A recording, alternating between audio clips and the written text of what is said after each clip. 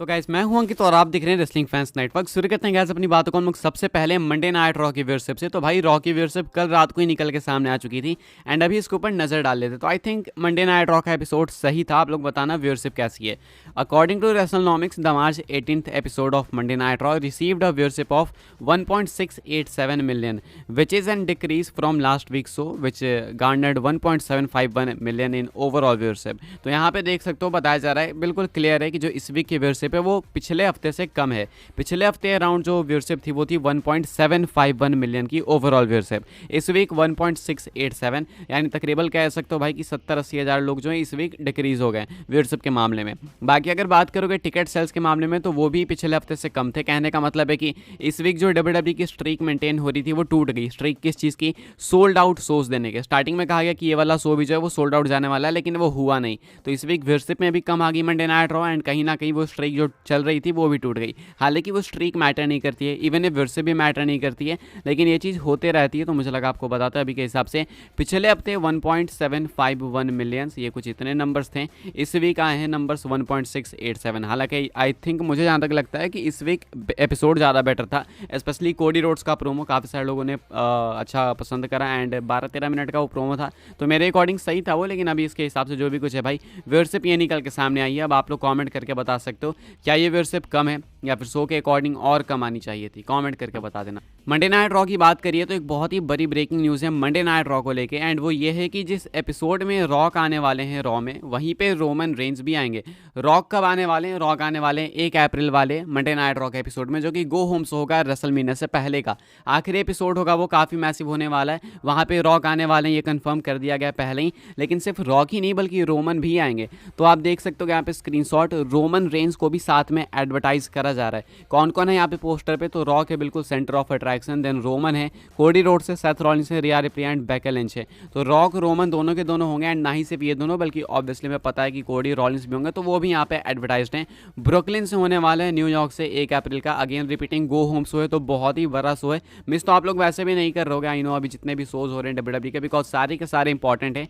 पता नहीं कि कब क्या हो जाए, तो अभी के हिसाब से ये दोनों के दोनों एडवर्टाइज हो गए। कल ही मैं आपको बता रहा था कि मुझे लगता है कि रॉक अगर एडवर्टाइज हो गए तो रोमन भी आ सकते हैं। हालांकि उस टाइम तक रोमन नहीं था एडवर्टाइज, बट अभी रोमन एडवर्टाइज हो चुके हैं। यानी ये वाली चीज़ बिल्कुल पक्की हो गई है कि अब रोमन रेंज भी हमें देखने को मिलेंगे रॉक के साथ में। तो अब यहाँ पे आप अपनी होप्स हाई कर सकते हो जरूर से। एक तो गो होम शो, ऊपर से रॉक भी हैं, रोमन भी हैं, ऊपर से कोडी रॉलिंस, सबके सब है। एंड ये जो एपिसोड है भाई वो मंडे नाइट रॉक है, स्मैकडाउन भी नहीं, यानी टाइम भी भरपूर मिल सकता है। एंड देखना है डब्ल्यूडब्ल्यूई इसको किस तरीके से एग्जीक्यूट करती है। अभी के हिसाब से ये कुछ है करंट लाइनअप 1 अप्रैल वाले मंडे नाइट रॉक के लिए, जो कि ज़्यादा दूर नहीं है, बहुत ही जल्दी आपको देखने को मिलेगा एंड धमाल मचेगा वहाँ पे। अगली स्टोरी कवर करते हैं जो कि है कोडी रोड्स के स्पेशल रेसलमेनिया एंट्रेंस को लेके, जो कि अब ऑलमोस्ट कंफर्म हो चुका है। डाउन स्टेट जो कि बैंड है, जिन्होंने भाई कोडी रोड्स के थीम में काफ़ी ज़्यादा कंट्रीब्यूट करा है, बेसिकली उनका ही है। तो इन्होंने पहले टीज भी करा था कि रेसलमेनिया में हो सकता है कि ये कोडी रोड्स के लिए कुछ स्पेशल करें। अब ये कुछ स्पेशल क्या हो सकता है? उनके लिए स्पेशल एंट्रेंस हो सकती है, इसके अलावा और क्या ही कर लेंगे। तो अभी के हिसाब से एक रिसेंट इंटरव्यू में आते हैं जहाँ पे कंफर्म भी करते हैं कि रेसलमेनिया वीकेंड में वो फिलाडेल्फिया में प्रेजेंट होंगे। इसका मतलब क्या है मैं आपको बता दूँ, काफ़ी ईजी है, काफ़ी सिंपल है। इसका मतलब है कि वो फिलाडेल्फिया में होंगे एंड रेसलमेनिया वीकेंड में होंगे, मतलब कि वो स्पेशल एंट्रेंस के लिए होंगे कोडी रोड्स की। अब कोडी रोड्स की स्पेशल एंट्रेंस भाई काफ़ी ऑब्वियस की होगी। मैंने आपको रिपोर्ट भी बताया था कि डब्ल्यूडब्ल्यूई जो है 3-4 सुपरस्टार्स के लिए स्पेशल एंट्रेंस कंसिडर कर रही है। एक तो रॉक हो गए, देन रोमन हो गए, उसके बाद कोडी रोड्स हो गए, लोगन पॉल का भी नेम उनमें से एक है। तो कई सारे ऐसे सुपरस्टार्स जिनके लिए स्पेशल एंट्रेंस प्रिपेयर हो रही है एंड कोडी रोड्स का ऑलमोस्ट कंफर्म हो चुका है, बिकॉज डाउन स्टेट ने कंफर्म कर दिया है कि वो रेसलमेनिया वीकेंड यानी वही नाइट 1 नाइट 2 मान के चलो तुम जो भी है, वहाँ पे वो प्रेजेंट होने वाले हैं फिलाडेल्फिया में। तो वो पक्का स्पेशल एंट्रेंस के लिए, यानी कि वो लाइव परफॉर्म करेंगे फिलाडेल्फिया में लिंकन फाइनेंशियल फील्ड में कोडी रोड्स की स्पेशल एंट्रेंस के लिए। अभी कितनी ज़्यादा स्पेशल, कितनी ज़्यादा ग्रैंड होगी वो वक्त बताएगा। अभी के हिसाब से ये कंफर्म करा गया है। अगली स्टोरी कवर करते हैं जो कि गुंथर को लेके एंड अंडरटेकर किसी को अप्रिशिएट करते तो आपको मालूम है कितनी बड़ी चीज़ है। अभी रिसेंटली अंडरटेकर अपने पॉडकास्ट पे गुंथर को प्रेज करते हैं, उनको अप्रिशिएट करते हैं। इनके स्टेटमेंट आपके सामने है। कहते हैं I really like him, I think the sky's the limit for him, I think is a little bit of a throwback to a different era but has the ability to work and tell stories. I mean, he just had that match with Dominic Mysterio, which is tough. A heel versus a heel is a tough match when somebody does not turn. He kept Dominic a heel and he kept himself a heel, and I'm really, really high on him, but yeah we would probably first fight about 2 jobs. And तो इनका कहना Undertaker का कि उन्हें काफ़ी ज़्यादा पसंद है गुंथर उनको लगते हैं कि भाई किसी और एरा के हैं, लेकिन यहाँ पे भी काफ़ी सही चीज़ वो कर रहे हैं, काफ़ी अच्छा से परफॉर्म कर रहे हैं। एंड कहना है उनके लिए कि लिमिट जो है भाई उनके लिए स्काई, यानी बहुत ऊंचाई तक जाना है इनको। उसके बाद कहते हैं कि जो डोमिनिक के साथ अभी रिसेंट इनका मैच हो कितना ज़बरदस्त था। एंड वो ज़बरदस्त इसीलिए नहीं था बिकॉज अच्छा वो मैच था, वो इसीलिए था बिकॉज वो इंप्लीमेंट करना काफ़ी मुश्किल था। डोमिनिक एक हील है एंड गुंथर भी एक हील है, तो हील वर्सेज हील ये चीज़ इतनी ईजी नहीं होती है, किसी ना किसी को टर्न करना पड़ता है, किसी ना किसी को बेबी फेस बनना होता है। तो ऐसे में हील वर्सेज हील हुआ, ये खुद में काफ़ी टफ था, लेकिन इसको बहुत अच्छे से करा गुंथर ने, तो इसलिए वो गुंथर को अप्रिशिएट करते हैं। तो अभी के हिसाब से ये कुछ कहना था अंडरटेकर का। अब आई थिंक भाई अंडरटेकर ने अप्रिशिएट करा तो कुछ ना कुछ बात होगी, एंड दिखता भी हमें काफ़ी इजीली वो। तो अभी के हिसाब से ये थी अंडरटेकर की स्टेटमेंट। आगे बढ़ते हैं, अगली स्टोरी कवर करते हैं जो कि जेड कारगिल को लेकर। तो भाई जेड कारगिल को लेकर रिसेंट में काफ़ी क्वेश्चंस उठ रहे हैं कि ये क्यों नहीं रिंग के अंदर आ रही। इवन एक फैन ने ट्विटर के ऊपर पूछ भी दिया कि इन रिंग रिटर्न क्यों नहीं हो रहा, मतलब अपीयर तो हो जाती है लेकिन रेसल क्यों नहीं करती है।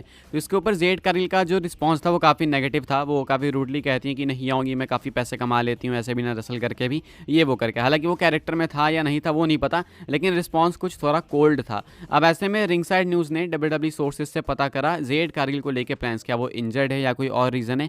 तो बताया गया कि इंजरी तो बिल्कुल भी नहीं है, वो रेडी है इन रिंग रिटर्न के लिए, मतलब रेसल कर सकती है, लेकिन WWE के पास प्लान्स है। अब प्लान से इसीलिए रिटर्न नहीं हो रहा है। एक होता है कि देखो प्लान्स है तो रिटर्न हो जाता है, और एक होता है कि प्लान्स है इसलिए रिटर्न नहीं हो रहा है, यानी दूर के प्लान्स है, यानी बाद में इन रिंग रिटर्न होगा, बाद में इन रिंग रेसल करेंगी, ये कुछ बताया जा रहा है। तो अभी के हिसाब से प्लान्स हैं एंड सब कुछ बताया जा रहा है कि प्रॉपर प्लान के अनुसार ही हो रहा है। तो अभी देख लो भाई, बिलीव करना चाहते हो तो आप कर सकते हो। बाकी अपनी नेक्स्ट एंड फाइनल स्टोरी के बारे में बात कर लेते हैं जो कि वाइट फैमिली को लेकर है।